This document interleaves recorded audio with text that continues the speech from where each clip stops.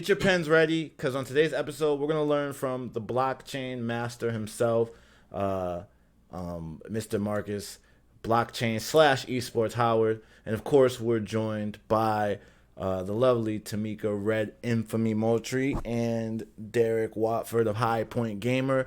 Together, we squad up to make Eat for Life. Of course, I'm Sebastian Chosen One Burton, and we're here to bring you some information that you might need in today's upcoming world in the fourth industrial revolution called the internet and the information age. And Marcus is an expert in this crypto money. This is about to be a paper we're talking about. So pay attention, grab a pen, as Marcus just said. I got mine, and take notes. It's how you get better. The more you learn, the more you earn. No further ado, Marcus, take it from the top. All right. So I started learning about, I first heard about Bitcoin in 2011, right? Bitcoin, the white paper was published October 31st, 2018. And then the Bitcoin network and blockchain infrastructure, the platform launched January 3rd, 2008. October 31st, 2008 is when the white paper was written. The network launched January 3rd, 2009. January 3rd is also my birthday, so it's a weird coincidence there. And I started learning about Bitcoin in 2011. I would see it in kind of the internet, Reddit, people talking about this kind of new money that's happening. There was a website that was called the Silk Road, and people were using Bitcoin to basically buy drugs and pay for assassinations. And it was kind of like the dark web was all funded by Bitcoin. As Derek knows, I didn't need any issues with the authorities, right? So I didn't want to have anything to do with the dark web or anything illegal. So I basically took a step back and just continued to watch it for 2 or 3 years. And right around 2014, I bought my first half of Bitcoin because I have a technology degree. I understood Bitcoin, the ecosystem around it as a technology platform. So I bought the half of Bitcoin to understand how the ecosystem worked. I day traded that Bitcoin the same way you would with stocks. So I transferred it to Litecoin, and I transferred it to what the ecosystem refers to as shit coins. There are alternative coins that aren't the number one, number two, number three. And through that process, I tripled my investment in 2 weeks. But around 2013 was the same time that I launched my company, Project MQ, and I still had my day job. I couldn't manage all of those things at the same time and not get fired from my day job. So I just kind of forgot about my coins.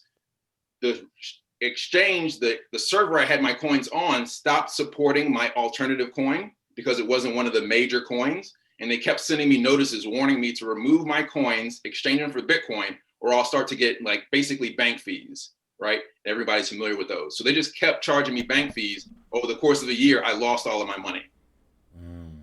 So then 2016, I'm doing research on LinkedIn. That's when I first started getting involved in that space. And I saw fintech show up all the time.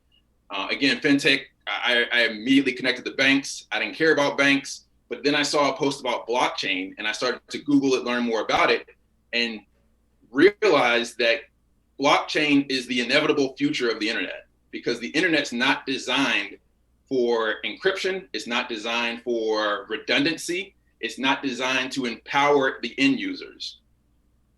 But blockchain is all of those things. And that's when I started going all in, doing all the research I could, trying to connect people. 2017, I connected with you, Sebastian. You heard me talking about blockchain. You know, blockchain in the banking industry is easy. Blockchain in the gaming industry, I think, is how you get mainstream adoption. And here we are today. You know, you see where the money was doing, right? It's at $50,000 per coin. Yeah, you were prophetic with that for sure. For sure.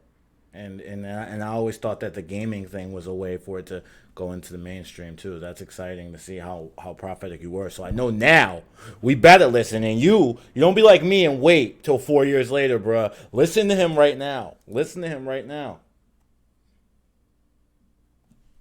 So let's talk about blockchain, right? Blockchain basically is a distributed network of nodes, and nodes are basically devices, right? Your laptop can be a node, your cell phone can be a node. Anything that's running the application is a node. The current internet infrastructure is a client to server design, a network, right? When we're using Zoom, when we're using LinkedIn, Hulu, Netflix, whatever, you make a request to the server to get your data. and it goes from the server to your device, which is the client. If the server ever goes down, you immediately lose access to the data. If you've ever seen like Facebook go down, or you can't access your internet or your cell phone, it's because the server went down. When Equifax got hacked and 54% of Americans' information got leaked, it was because all the information was in one place, right? That client server model. When Facebook decided they wanted to sell off everybody's information, they had the ability to do that because as an entity, they owned our data. We don't own our data when we use Facebook or those other platforms. They own it. Wow. With blockchain, you're actually giving the power back to the end user, and the data is stored on each device. So if we're using this app, if this was a blockchain app and your machine went down, your power went out, we could continue to run the conference call because each of us are running the app and the data. Does that make sense? That's cool. So it's not like one. It's not like in the example, like if Zoom was a blockchain app, it's not like Zoom is holding all of our data. We're all holding our own. Exactly. Yeah, that's dope. That's dope. Wow. That's dope as hell. So we didn't need blockchain before because when the internet became kind of commercially available in roughly 92 to 96, there weren't all these connected devices, right? Most people were just barely using it for internet, and basically that's it, unless you were in the government, right? But today, now you've got your TVs are connected to the internet, your car is connected to the internet, your refrigerator is connected to the internet, smartwatches, everything, all these devices. And by design, this kind of military grade encryption was not built into them. So as a society, as we're growing into the future, like we need this, we need the security, we need the redundancy, and we need the ability for us to own our data. Okay. You have a watchdogish. yeah, very, very watchdogish, right?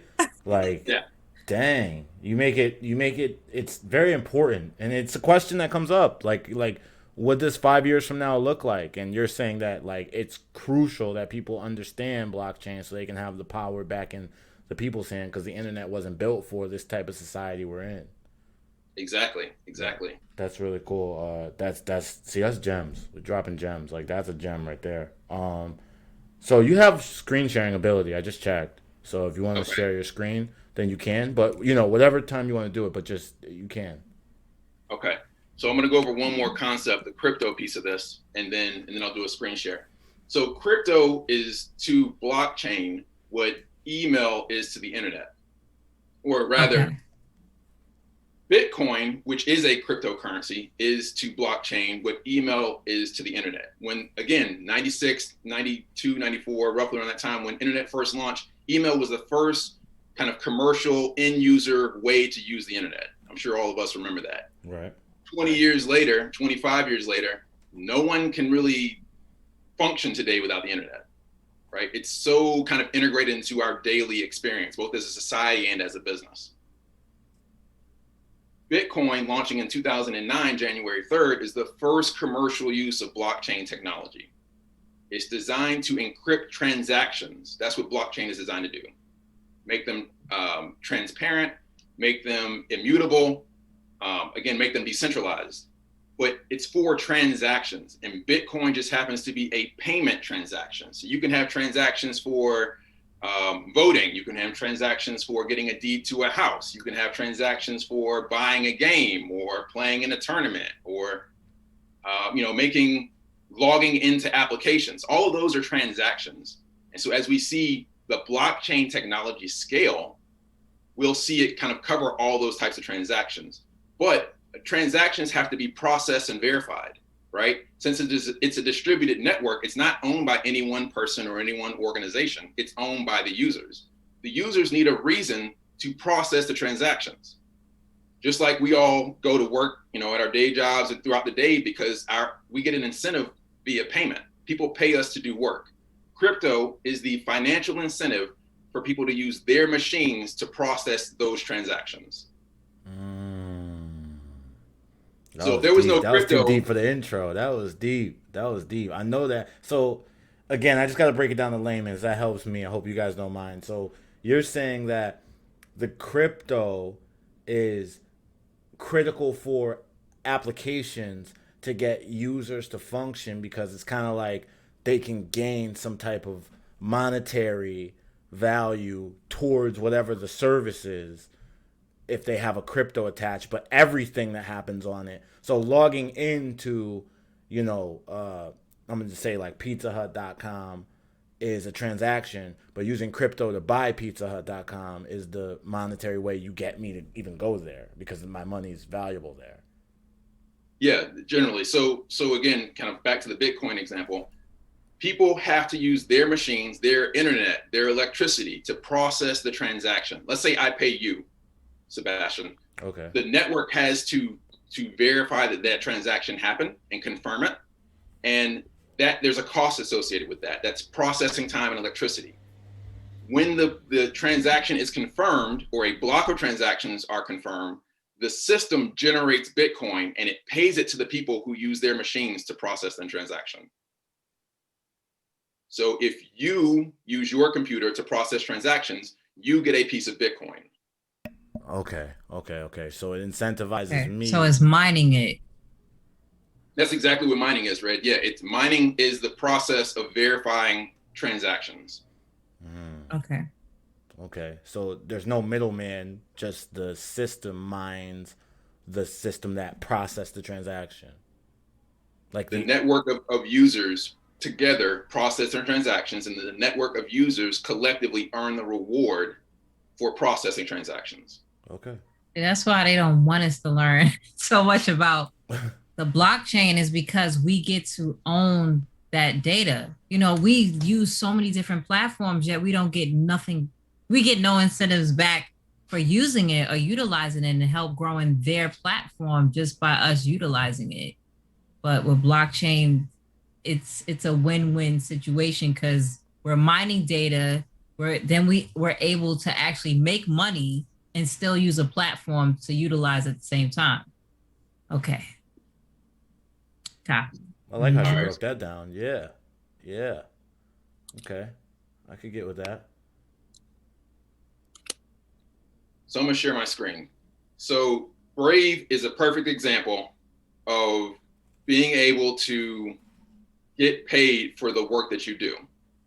So normally if you use the web browser to go search the internet, you get advertisements, right? You don't get to control if you see advertisements. Google or the Chrome browser or Edge or whatever, they just show you ads and you get nothing for it. Brave is a blockchain browser, a cryptocurrency browser that will pay you if you give them the permission to show you ads. They do not show you ads by default, but if you allow them to show you ads, they pay you in cryptocurrency. That's hot. Hold on, let me download this right now. That's hot. Let Chrome me get Brave. Yeah, what? Hold on, I'm about to get real brave. Right, let me download this joint right now. This is crazy. So right here, you see it on the screen, right? They're against just showing you ads without your permission. They will never show you an ad unless you give them permission. And if you give them permission, they will pay you cryptocurrency for you letting them show you ads. Oh, yeah. Oh, Brave is the wave right now. Okay. Brave is the wave. I thought I might never leave. I mean, I was Internet Explorer at one point, like all of us. Then I went to Firefox. Then I went to Chrome. I've been Chrome for a minute. And now, man, Brave. What? Yeah, Chrome takes up too much CPU on the computer anyway. So I'm gonna be with this right here. And it got the lion on there, right? It's got a firewall plus VPN. And it takes up less battery on mobile, and it's faster than Chrome. And the most important is you get crypto for using it, for letting them show you ads.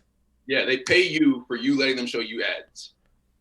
I mean, man, that's incredible. Thank you, Marcus. Already paying dividends right now. So imagine that as the future of the internet, right? Anytime you use an app, you control what data you give to the platform, to the network, and then B, they need to pay you to reward you for your time. Incredible. Bro, this is the way it should be. Yeah. This is the way it should be. This is revolutionary. So the next thing we're going to talk about is setting up your own crypto wallet. Now, I think there's some integrations here because, again, this browser is built around crypto. But if you were at the event last week, I talked about MetaMask. And MetaMask is a browser extension that allows you to set up a crypto wallet. So I'm going to go through that process right now. Since we're doing a screen share, I'm going to talk through it as well for the people who aren't watching, who listen to the podcast later. So you want to go, well, first for Brave, let me go back to that website. It's brave.com, and then just click download Brave, right? It'll ask you, you could just click one of these buttons and it'll download like any app downloads. So brave.com, and then you just download it for free. You download it for free. Copy that. You install it just the way you would install anything you download off the internet. Okay. This next site is called MetaMask. METAMASK.io. Let me write that down. Hold on, he dropping gems, y'all. You better write that down.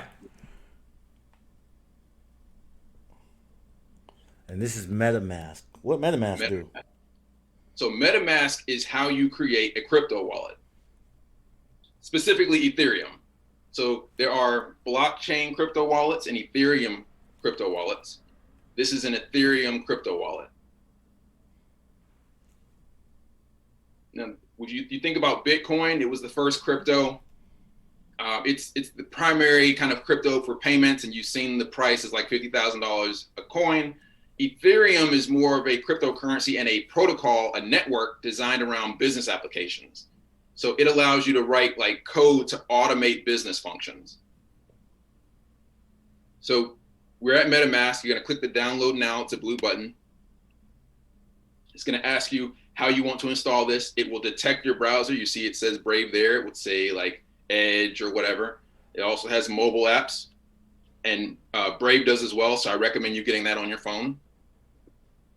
And Brave, if you're listening, if you want to sponsor this podcast, that's cool too. Yeah, Brave, we down with that. You know, we down with that definitely. But man, that would be nice. That we always down for that. But man, Marcus, you sponsoring this podcast. This podcast currently is sponsored by Gems. Gems. So you click on install MetaMask, and the Brave browser is actually a distribution of Chrome. Just like if you have an Android device, you might have multiple manufacturers, right? Like Samsung manufactures their own version of the HTC, iOS card, the Android, right? Operating system, right? Yeah. So same thing here. This is a version of Chrome built specifically for cryptocurrency. So it'll take you to the Chrome store. You're going to click add to Brave. You see they have 2 million users already. So obviously it's doing well. Yo, that's crazy. It's going to give you this kind of standard notice that you always get whenever you install a browser extension. If that's Grammarly, if it's an ad blocker, it's just going to tell you what you're giving the extension access to. Right. Click add extension.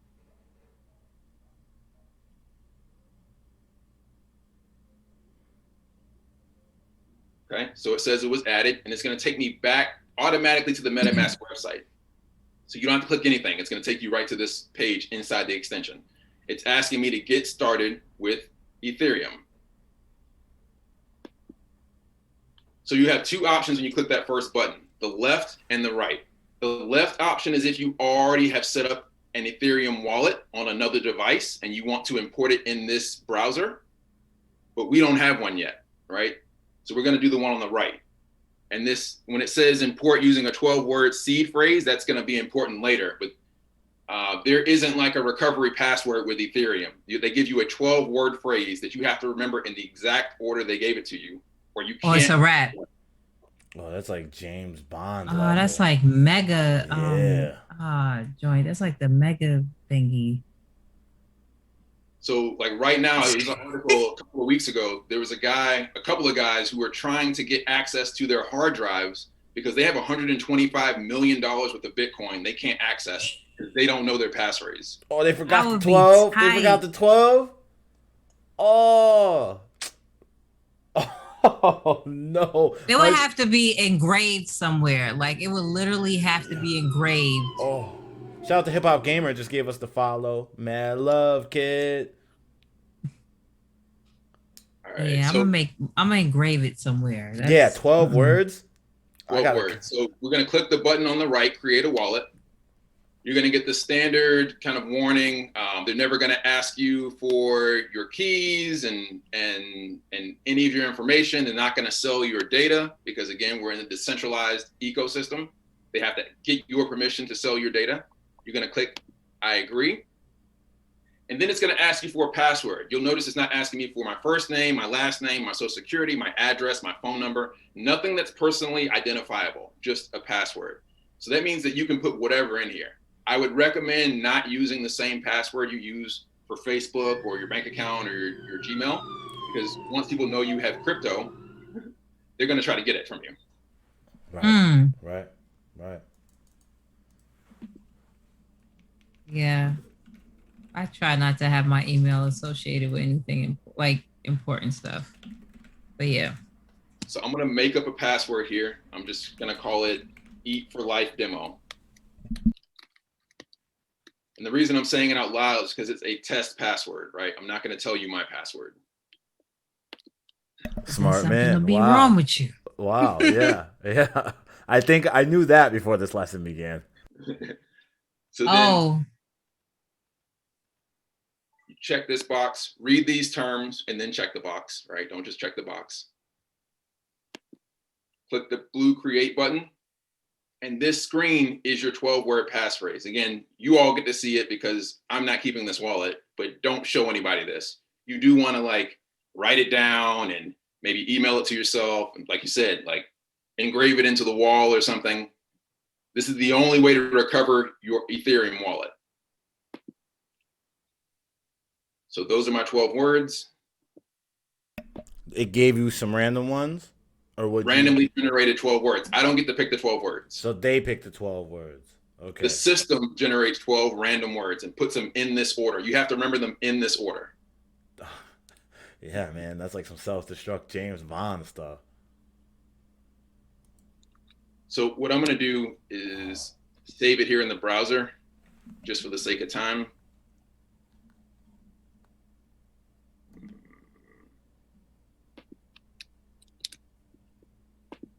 You click next. It's going to make you confirm that you know your 12 words in the order they gave them to you. You'll notice I can't paste it in here. Oh. So cake, embody, tumble. Make, refuse, picnic. Napkin, artwork, arrest. Those last three words. I missed one. See? I missed field. Yeah, and they would have locked you out of your 125 million. You better be careful. All right, let me start over. Yeah. So this is why you got to write it down. You got to get these 12 words right. You can't even mess up. Take, embody. How he give you the 12 words? Right. Field, make, refuse. Picnic, napkin, artwork, arrest, plus course. Yo, damn son, they got 125 million. They forgot the order. Oh man, that's the all right. worst. I wonder if they know the words, but they just forgot the order. I don't know. It's a lot of computations. Right, just to get it right. Yeah, that's crazy. So once you get all 12, it confirms that you reproduce the order. You hit confirm, and then it creates your crypto wallet. I'm going to close this down. And it gives you the same instructions I just gave you. Make sure you back it up in multiple places. Don't share it with anybody.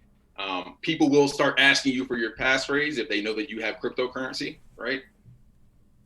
Don't do that. Don't give it to them. Right. So you hit all done. And then the next thing that this thing does is it asks you which exchange you want to go to start buying crypto. Again, kind of the most common way that crypto is being used right now is being bought and sold on exchanges, just like you would the stock exchange.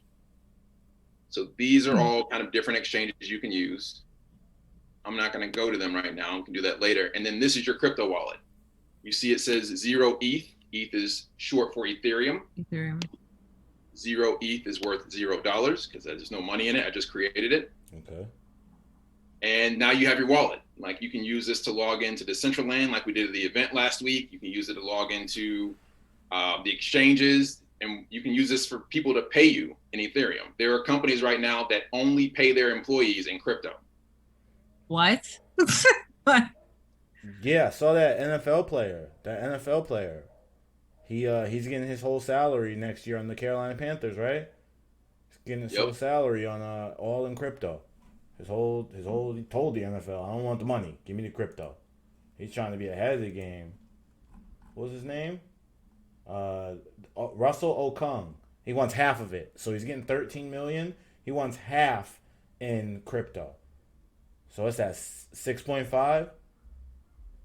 Something like that. Yeah, like 6.5 It's million he 0.5 wants million in in crypto. regular, and then 6.5 million he wants in crypto. Now, do they tax crypto? Can he just do that? So that's No, the they don't tax it, right?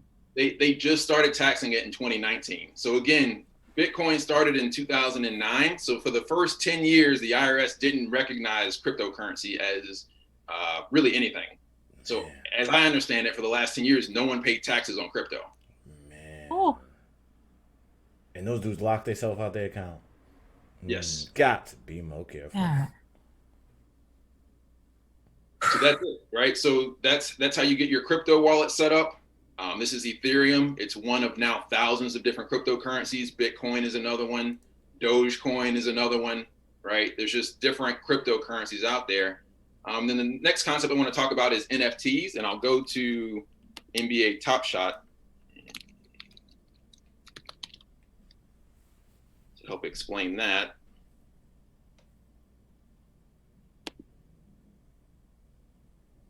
So NFT is short for non-fungible token. If you think about Ethereum and Bitcoin, all of them are the same. Like one Bitcoin is indistinguishable from another Bitcoin. They are all exactly the same. Non-fungible tokens are a type of cryptocurrency that is unique. So each NFT, non-fungible token, is unique. Mm. So the NBA recently did is partnered with the company that made CryptoKitties to create this Top Shots concept. It's basically digital art where they can release 2,500 basically copies of one card, and each of them are unique. So you would collect them the same way you would a piece of art or pogs or baseball cards, except virtual. Wow, I had no idea about Me this. neither. So okay, so basically it's a digital collector, like collecting, let's say like cards. Like right now, of course, sports cards are up right now with collecting, but this is in a digital form that's still lucrative. Yes. I want to say that a $200 card for LeBron James, like a couple of weeks ago, back in January, sold for like 45 or 75 grand. Excuse me? Wait a minute. Wait a minute. And then Oh, compared to okay, that's the digital version with sold for 45 grand. Yeah. So like it's a marketplace, just like eBay, right? So people who have, let me go back here. So you can go to the packs, right, and buy your own packs. You'll notice like each of these releases. So Series 2 had 15 releases. This one had 25,000 instances of it that sold out, like copies of this pack, just like you have for physical basketball or baseball cards. And they sold out. Yeah. This pack costs $9 to buy it from the store. And then if you go to the marketplace, which works like eBay or Amazon, mostly like eBay, people then like relist their packs online. So if you want these different players, you have to pay the lowest ask, at least. If I'm not mistaken, the digital cards that I'm looking at right now are worth more than the physicals. Yes. that tells you about the world we're going into. That just doubles down on the fact that like this information These is digital really cards important. are worth more than a panini. If it's panini or panini, whatever, I'm sorry, correct me. Well, it's worth more. I always say the panini cards. It's worth more than that. Yeah. Wait a minute. What? This is real life. This is happening right now. This is a real, So it's real. a card of him dunking. I don't know how much it was sold for, that the company sold for when they released the pack, but since it was sold, people are now reselling it. The lowest asking price is $3,800, and the highest asking price is $188,888. Wait a minute. Wait a Yo, minute. what? Wait a minute. I gotta get it So together. what's the Wait a minute. context? What's the context for this? Like, you just get the highlight like this? Yeah. So instead of it being just a regular card, they took media like highlights from the NBA. This is officially licensed media, right? And just like Ah. you would take like this episode and chop it down into 30 to 60 seconds or whatever, they got highlights and they tokenized them with NFTs, non-fungible tokens, with cryptocurrency on the blockchain. And now you can trade them like you would physical cards. But instead of it just being a card, now it's media. So soon, what that tells me, again, layman is just looking out, is the NBA about to lock up shop on sharing content, right? That's what that's got to mean. It means that like places I don't know. like House of Highlights and things like that That's what I aren't was gonna be about able to to just say. show NBA content because that's where the value of this comes from. No, am I not understanding that? I think this is a secondary revenue for them, right? One, it's digital. And then two, because it is digital, it appeals to a younger audience. But I Mm. think it appeals to all audiences, right? If you have an older collectors group, now they want to get in this space. If you have, again, people, our age who might not be following basketball, but are into crypto, well, now they're into the NBA. Ah, yeah. So it broadens the audience because it adds So that. who owns the likeness though? The NBA owns the likeness. Well, the NBA owns the likeness when they mint it, but because, again, we're talking about like permanent ownership. Once they sell it, whoever owns this card or one of these 2,500 cards owns this. Like the NBA doesn't own this anymore once they put it up for sale. It permanently transfers from their marketplace to the cryptocurrency wallet of the person who paid them. And there's not So another one this because it's non fungible. It's not like another. So this is the only one of this card. So as they build the market up for people to have them, these are just limited. Like you can only have the one that you're fungible when it's available in the market for you to, or not the marketplace, but the store when you buy it. There's only one of your version of it. So you can try to sell it off to the next person when they're sold out, like they all are right now. Mm-hmm. So Yeah. this particular card, this virtual card, I guess was minted, was released on September 18th, 2020. So 6 months ago. There are currently 51 or 53 of them for sale. I don't know if maybe people who own some of the rest of them haven't put them up for sale, but obviously there's only 53 in this marketplace right now. So you're able to make your own NTF? No, I mean, Uh, not for NBA because, no, not for NBA, but if I but yes, wanted you to can. do, So the if I company wanted that to I'm be the the advisor first black for, blah blah blah in esports, I can make my own little card for them. so shout out to GameCredits. They're actually the world's first gaming cryptocurrency. Bitcoin launched in 2009, January 3rd. GameCredits launched in 2014. Bitcoin is the #1 crypto to ever exist. GameCredits is the 14th to ever exist. Mm. Sorry, the 9th to ever exist. They launched in 2014, 9th crypto ever. Okay. They are launching something called, if I can find it, an NFT creator, where basically any content creator can create their own NFT. So Jared, Okay. you can make yours. Red, you can make yours. Sebastian, everybody can make their own NFT. Okay. So we could all make our own store and marketplace on a token that could be a store in the marketplace, the way that we just saw the NBA had. Right, Okay, exactly. this is cool. This is cool. Let me write this down.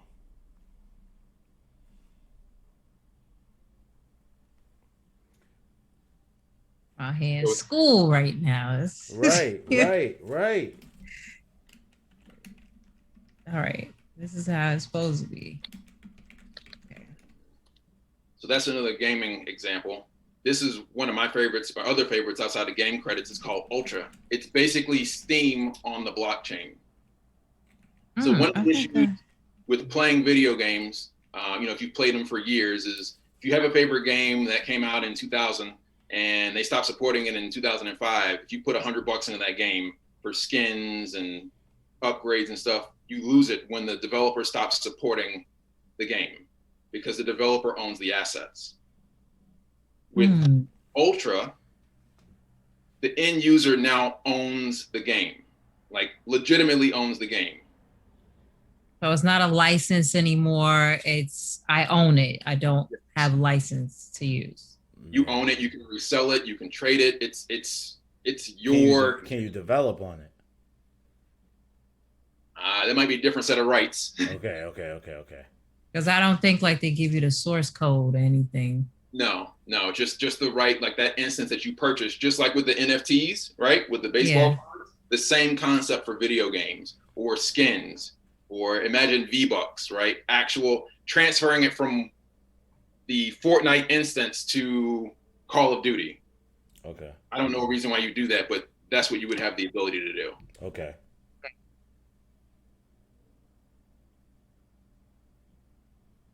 Any questions? And we're rolling up on an hour. I know it was a lot of information.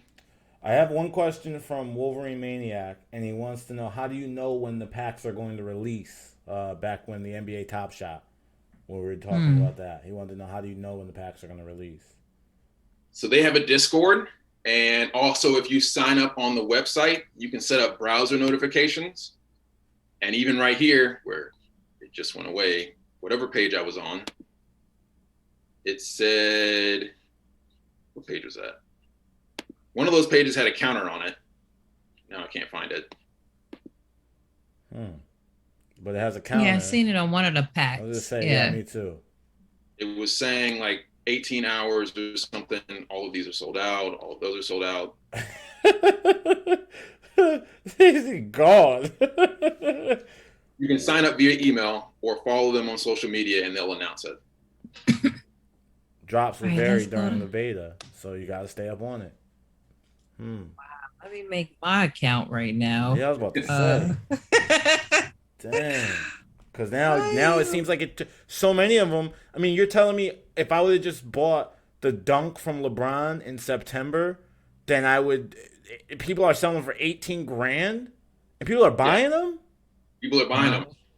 Yeah. So is this how they stay afloat? They don't even need people to come to the games. Yeah. I mean, yeah, and great point, Red. It's like this is what they probably adapted to this because of the lack of crowds and things like this. Yeah, this is crazy. Yeah, I wonder when they got into this. Let me sign up right now. That's pretty crazy. Because I was going to invest. I was actually going to invest in some cards and like physical packs, but they sell out so quick. Because I still have Pokemon cards to this day, like the first generation cards, and they're fine. I was like, I got some assets with that. Right. I was like, with sports cards too, now it's becoming, a huge thing. All right. So I guess my next question is, with GameCredits, can we start now with making like our own coin if we wanted to? Yeah, let's have a conversation with their team. I know that they have some creators on there. We have to just work through that process. I think they have an onboarding process, and then we should have our own coin, the E for Life coin, E4L or whatever. That's hot. I wasn't even thinking about that, but that's hot. But I was thinking I just meant in general, like a content creator could go to GameCredits today. So any of our listeners, anybody out there, could they go to GameCredits today and go through that process? Or is it like in a beta form, or like only invite only, how Clubhouse is right now? Yeah, I don't know how open up it is right now, but I know that, they've announced it, and that's what they're running. They announced it back in like November last year. So maybe there's a waiting line. I'm not sure. That I can go find that out and get back to you about it. Yeah, that's dope, man. That's really, really, really, really, really dope. Like, so GameCredits is a crypto that it's the 9th crypto in the world. 9th crypto ever created. Yeah, yo, that's dope. I'm trying to get involved with them. That's dope. That's really dope. Man, Marcus, you gave up so many jumps today. Now, my last question, and feel free to jump in if y'all got any questions. Coinbase, MetaMask is different than Coinbase. Coinbase, you can hold all your crypto there, can't you?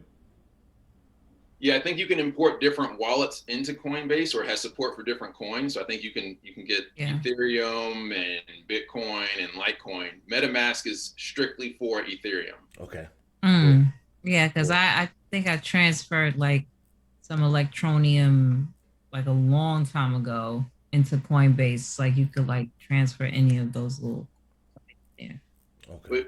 But nothing against Coinbase. When you think about what happened with Robinhood over, I was about to say. Oh. Coinbase is a not publicly traded company, but a private company, a legal business entity registered here in the U.S., and they have restrictions as invested companies do, just like Robinhood does, right? So at any given day, they could prevent you from buying crypto or selling crypto. But with something like MetaMask, that's not the same type of entity. It's owned by the network. It's a distributed, decentralized piece of technology. So you as the end user own it. I like that. Now, will MetaMask have a version for other coins, or is it just an Ethereum kind of thing? Like, I mean, I guess you can't tell the future of the company, but would we need to find one if we wanted Bitcoin that was decentralized and end user only? Would I need to find like a Bitcoin MetaMask? Yeah, you probably get one for Bitcoin. I don't know one off the top of my head, but I can come back next week with that, do a little bit of research for you. Yeah, that's dope. Let me write that down too. But back to Coinbase, one of the great things they do, talk about kind of getting free crypto. They have kind of tutorials that teach you about cryptocurrency and using the platform. And when you complete their tutorials in the app, they reward you with crypto. Okay, so you complete tutorials in Coinbase and you get, I think I got some that way. Yeah, I think I got some that way. Yeah, that's dope too. Yeah, I had set it up a little while ago. Shout out to Jermaine Cohen at Digital Names. He helped me out set that up, and Jermaine and Ken and all those guys, they're great. And they helped me set it up, and I did get I got like fraction of a coin for like completing a tutorial, which is like dope.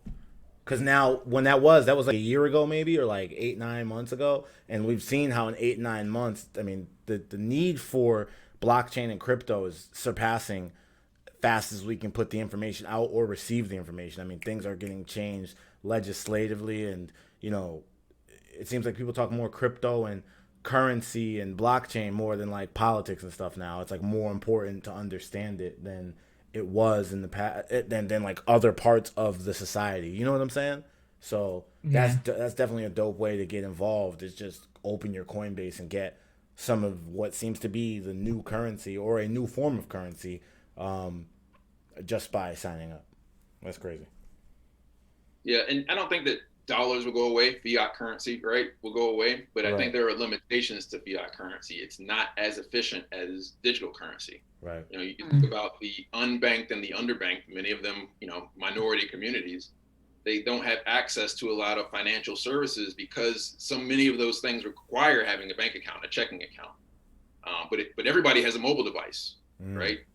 So if you can run an app on your phone, you can now get cryptocurrency. Yeah, that's crazy. Wow. That's crazy.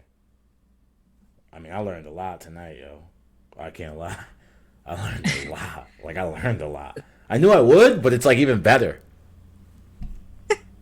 Yes, I have a question. Because a lot of course, since the stock market with GameStop has gotten a lot of new investors, and Dogecoin, a lot of the things we wouldn't have known because in different sectors are just people just plainly not having a lot of financial literacy, but they see what's trending.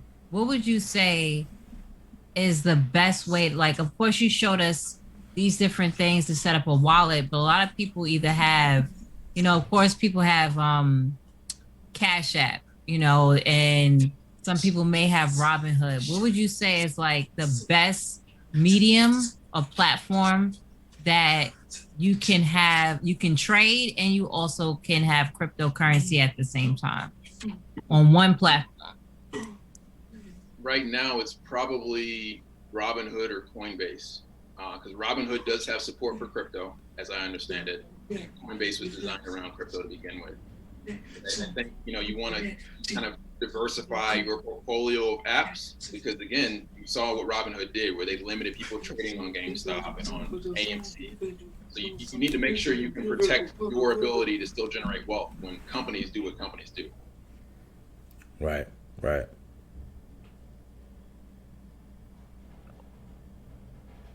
I hate it. I'm like signing up to everything you just said. Right? That's what I'm thinking too. I'm like, Feel so what? late to the party. Feel so late to the party. Well, No, but that's good. Like, What 'cause now exchange should we we know. be picking though? what exchange? Yeah, does it not matter right now? Cause Doesn't really matter right now. I can get back to you. Let me do some more research on that end. Because I shifted over to esports, I'm not as involved in the crypto space as I was, but I'm going to start to get more involved again because no one, but there's not enough people speaking up for the culture that's providing this education. And it's important. Bitcoin has been here for 12 years. For the first 10 of it, it was virtually untaxed, right?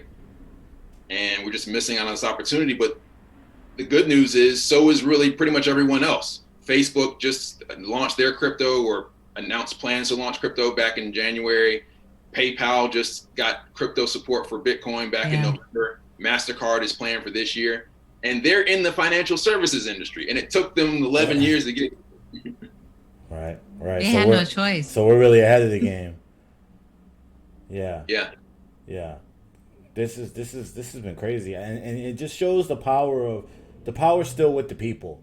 It just shows the power. Like Red said, they had no choice. The power's still with the people. So like, that's important to make my overall view. Again, looking from just a stand back layman's standpoint, because I'm gonna learn just like the rest of y'all gonna learn. And for me, it's like the power's still with the people. As much as people think that they're powerless, it's like I feel like all those companies are doing it so that we can still be their customers, and obviously that just shows that like the community has shown that it wants to be decentralized. It wants to be its own monitor of its own currency, and you can provide the platforms, but we need nothing more than that, it seems like. And the more and more I go by every day, so I really love that, and I feel so much smarter. I want to ask you guys, what was your favorite part of the lesson? free. He said free. Free. It was free. Free. Amen to that. It was free. Yeah, that's true. But I mean, all of it, like learning about a browser, like that right there. You stole mine. I'm sorry. Brave. I was about to be like, Brave. I don't want about nothing else. I know that Brave, and I could just be on the internet and just getting crypto. Like that's crazy. That's really crazy. And just hearing about like even when Andrew Yang was going with his whole presidential campaign, and his whole thing was about us owning our information, bringing it to that, and a lot of people was like, what? Like, what do you mean? Right. But a lot of things he was saying, I was like, yeah, we use so much information each day, so much data each day, and we actually don't own it. Whenever we have something on YouTube, Twitch, whatever, we don't own really any of it. Yes, we may have our businesses, and okay, we have our intellectual properties or whatever, and copyrights and different things, but they could actually take our stuff. Like for example, you're partnered with Twitch.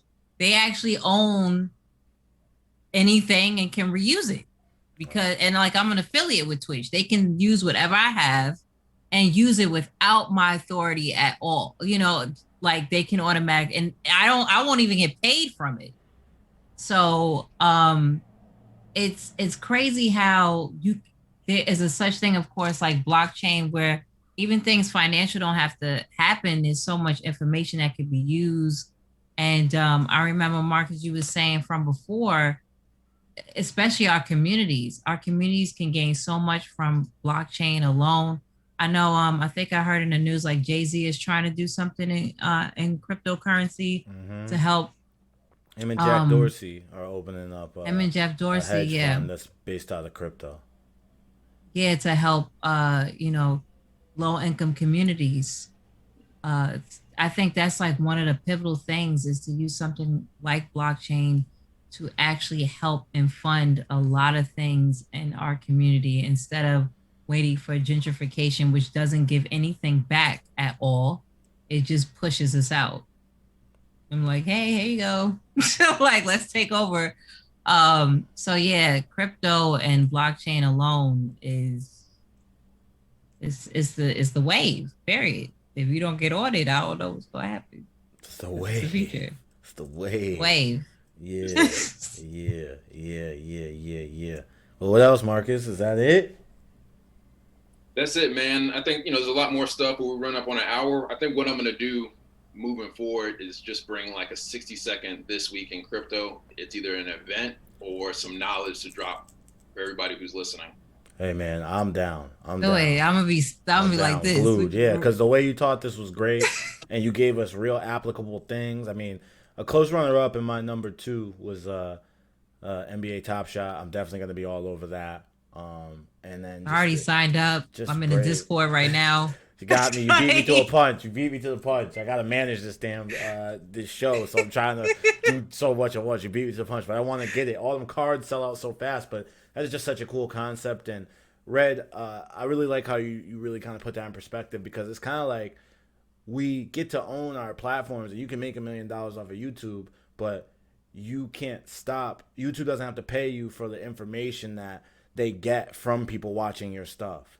So they can tell how people behave and act off of viewing your stuff, and then they don't have to cut you in on that. They just cut you in on the ads that are on your video, but they don't get all the new data they collect. You're right. It's just kind of like they get to make they don't mind paying you $1 million because they're going to make 200. So I get it. And that's really look important. At Google.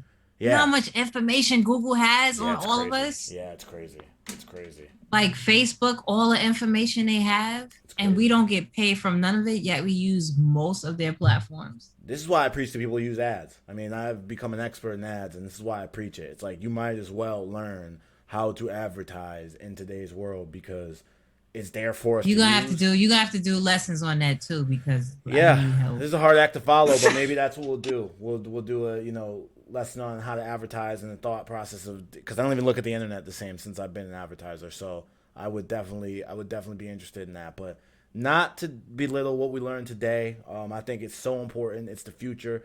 Thank you, Marcus. Thank you very you so much.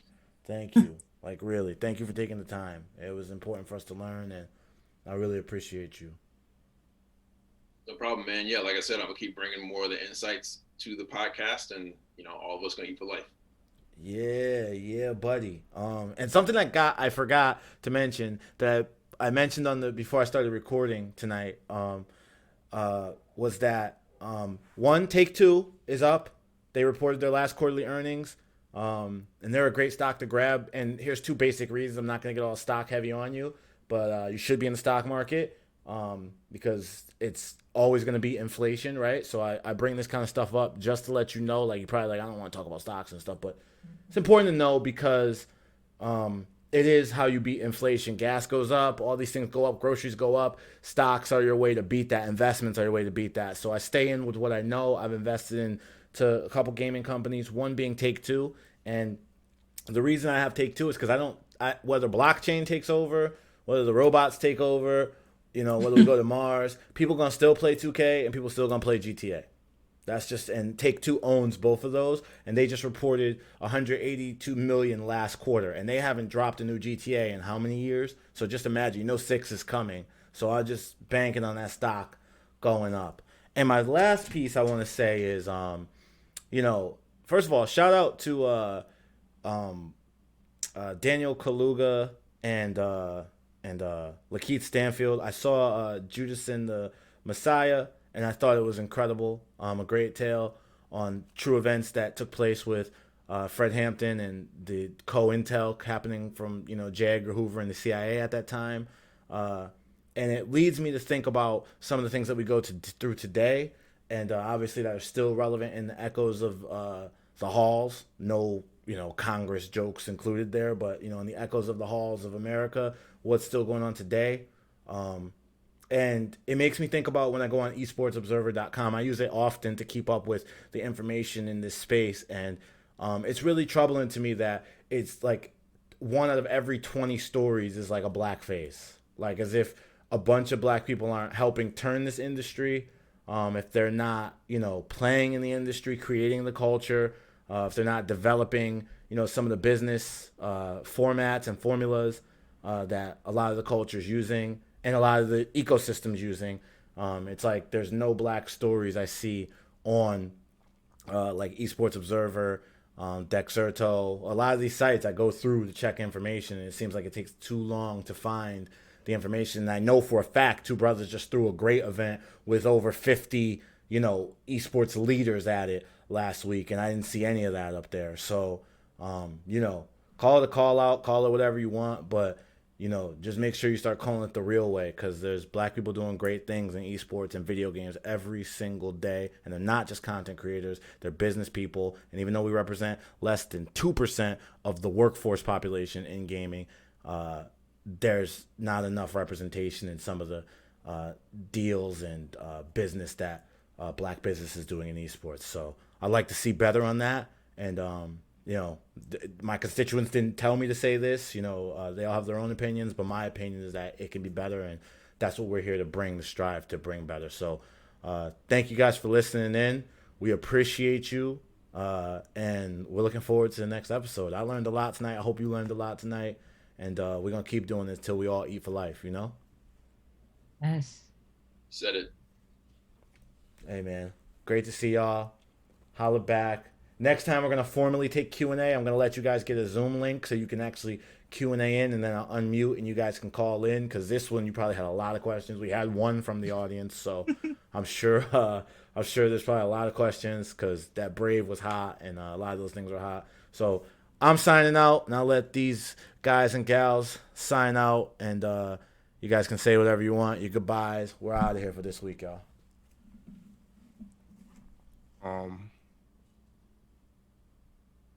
Are you surprised about less black faces on Esports Observer? In 2021, yeah, because you know why? Because I remember when I was 13 and I told myself I would be here when I was an older adult, that this was the great equalizer, right? Like, that's what I loved about it. Even through all the N-words on Call of Duty, and even through all that, I knew that this was this new thing that was only about as old as we are, right? It's only like 30, 40 years old. It's not that old, right? All those other industries are real old. So the NBA used to look like one way, right? And the NFL certainly looked like, and they had Negro leagues and baseball, and you can go on and on and on. Entertainment, and Sidney Poitier spoke on it, and we've seen, and even watching Judas and the Messiah, just the way everything looked at a certain time. But gaming was the one thing that, even if it was console versus PC or whatever, that it was supposed to be the great equalizer. Like, your skills on these animated characters and these sticks are what bring the conversation to the table. So it's the last place to really try to bring in, race and differentiation. And I think it's early enough now that with everything that's transpired, you would see some kind of change. And to not see it in 2021, yeah, it was surprising enough that I had to say something about it, for sure. What about you? Are you not surprised? You seem not surprised. I'm not surprised at all. I'm not surprised. If they kept Jerry Lawson away from being spoke upon in gaming history for so long, I've never seen. I'm not surprised. Like, because at this point, what everything, like, it's just, as a black woman, I'm just not surprised. Like, the thing that I see is, I'll be like, okay, since you want to do that, okay, let's do this. That's why I love that a black enterprise was made. It was made because you did not see black faces on Forbes, right, yet they existed. Right. So that's why Black Enterprise was made. You know what I'm saying? Or Bloomberg, you didn't see a lot of things talking about black businesses or growth or billionaires, millionaires all the time on those outlets. So that's why we had to go and make our own thing. It's the same thing with our other outlets and our other platforms. So when I see stuff on Esports Observer, I'm really not. Like, I'm not at all. I just know that, now just we have platforms, we have technology, there's open source technology out there to now make a way to be like, okay, if you're not going to do this, then I'm going to do it and do it better. Well, I mean, let's just keep pushing. That's what I could say. This right here is inspiring to me. And I guess you're not surprised, Derek, as you wrap up for us when our last 2 minutes here. Yeah. Take as So much time as you need, but I just let you know where we're I at. feel like part of it is that supremacy that we expect from different groups. Is like, if you didn't know about a particular person, why do you think the platform knows every person that they need to reach out to in a different demographic to even get the content? Like, just because they're the creators doesn't mean they have their finger to the pulse to even get the information to know who to highlight outside of the people that they already know to highlight or that's sending them content. I don't think it's always malicious, but I do think that if we are the people in the industry, then we are the ears to who needs to be highlighted versus getting upset because other people that aren't with their ears to the ground are highlighting us. Makes sense. Makes sense. Yeah, I think for me, I just wanted to make sure that I wasn't just on this platform trying to pretend. Not that anybody else is, just that I hadn't thought of it from that standpoint. That's very true. I just feel like I want to make it said so that it's said. I'd be remiss if it wasn't, you know? Like, I'd just be No, remiss if it wasn't agree said. with you on that. And it's just Like, like, somebody should speak out on it. yeah, like I said, in 2021 is why I'm like, why is this still a thing? Like, nobody you're gonna talk to, especially from this industry, is gonna think that's cool or like that's dope or like it's not gonna help your business model. And I just But you say that, but they're booming. But They're they're booming. yeah. Look Yeah. at most of the esport. Look at most of the esports teams. Look at most of the esports executives. Look at the most. You know what I'm saying? Look at the faces of esports. and the way I look at You know it, what I'm saying? here's the way I look at it. This is a little bonus content for y'all. Here's the way I look at it. It's like, yeah, and it's not working. Like, let's really look at it. Let's really look at it. It's not working. It's not working. Like, media is one thing, but profit is different. There's a reason why every big story in gaming, everyone, name them, and I will tell you, they are funded. They are not profitable. Those are two different conversations. Those are two different conversations. And Marcus, how many times have I preached to you? Until they get a hip hop artist. And then they'll I mean, so what I'm telling them is skip the process. It's like the NBA was one thing when it was the ABA until Bill Russell and them came dunking, and then the chart started going up. The NFL, when they started letting Jim Brown and them into the league, it started going up. Skip the process. It's 2021. Like, why is it still? That's why I'm like, who's not even just understanding like inclusivity will make you more money, even if you have a problem. I don't think the people that go through inclusivity go back and give the history lesson. I mean, they're not going to. Yeah, they learn like. And I don't expect it. I just want that, like you said, the Bill Russells, the Will Chamberlains, the Jim Browns, all stuff. Yeah, but they made them money. You know what I'm saying? Like, they made them money. That's that like with this industry now, it can't be that we're just the entertainers. We have to have it's about us actually having ownership and then helping generational ownership. Like, that's the thing. That's what I'm saying. Like, with esports and gaming now is generational actual ownership and not just being the entertainers. Because in those industries, they're all still entertainers. They did not really, a lot of times, even have a whole of their actual destiny in their own sport and career that they were in. So it's totally different now, that you can actually have that. You can be like, okay, I went from, and we've seen that. We see with 100 Thieves and all these other esports teams, they used to be the players. Now they're the owners of a team. Right. So that's what I'm saying is like, that's where it needs to go, now, ownership of the outlets means ownership of the narratives. Well, that's how you eat for life. Ownership. And I'm all about that. Thank you for bringing that up. I feel better now. There was a storm bubbling inside of me, but now I know I got my squad with me. Not I the feel storm good bubbling about inside It you. was That means you bubbling ate something inside, wrong. man. That It means was bubbling something. inside. You know, hopefully when I get off the stream, I feel better. I feel good. Thank you. Get some But, ginger ale. Get some ginger ale. Yeah, That's it right. is. That's right. Put some Yeah. tussin on it. That you'll feel better. Put some tussin on it.